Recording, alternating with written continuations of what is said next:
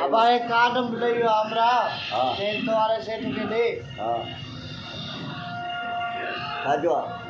यहाँ जो वाला के जो हमको दे अरे यहाँ छो पे वती तेरा गरीबत लगी पया तो छो वतो जजा सेठ आए ही कोन ओके गोरी दइयो जोरिए दइयो नपियो मा वठा गोरी खायो मायो सेठ दे तो के गलेन भी मारा तब न को मोरे रो दुनिया आवे रो दुनिया आवे गोरी बाबा नपियो वठा रोज ब्याह 5000 भरे भरे हम बेजार थी कयो एकड़ी उठन क्यों क्यों पण जन जो एकड़ी वणन क्यों असा जले आजाद थी गरीब मानो असा काथों भरी यार असा के वेल करके ब्याह में वगा में मा खजो मा न वठलो कर काट में को पाण होने के तेज बाबा जी पाण के तेज सेठ के भूखे न दे मां एडो झलो त मां ब्याह में काट न वठलो करके तो सड भरे के जो बंदे माल के घर लई तो हां यार ता जुल्म ता कयो खणी मा ना या त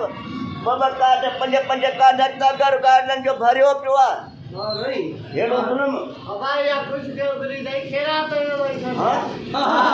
खेरा तो सदा अरे कोई ये न अरे कोई आदाल करनी तेरा तो खेरा तो सदा पुत कोई आदम में गाल न तो करे खेरा दे अरे कोई आदम में याद में गाल करे आ तो तेरा को खेरा तो याद को सबई खजिदा सबई दा कर दिया लाऊ बता बिनी दोस्तन के बाहर के बन के अरे जो पूरे कर दी अरे याद गाल करो कर खेरा तो अते खान वटलो कर हां तो विचार में तो सेठ के बड़ी परेशानियां पैसो आए कोन खेरा ते कार्ड इंदो करे ना हां वटलो कर ब्याह में कार्ड अचई ना तो करे ते सेठ हलियो आ गोठे ओडे जाए गोठ नहीं तो नहीं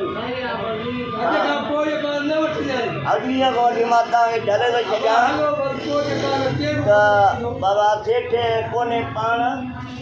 जा सेठ के वेहो ता उने के ता प्यारे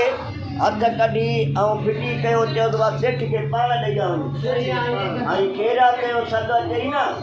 बोले भी उनके 500 भी गीते में भी जदो कर महंगाई लगी पे खाई दा आटा ही मुखे बुदा 20000 हां 500 गुणे के दी तो कर 15000 दवाई खेरा ते सदाए हां ये 500 तो के तो जा नजरानो हां सही गाला मुखे बुदा दा सा जो आटा ही जो वेलो बची पे त केडो बड़ी गाला ना ओ छबो इने बाबा तैयारी करता सब तैयारी कयो तो बस हलाऊं बस तैयारी करता हलाऊं बस भाई उतो हलो बाबा हलो हलो हलो हलो हलो हलो दा हलो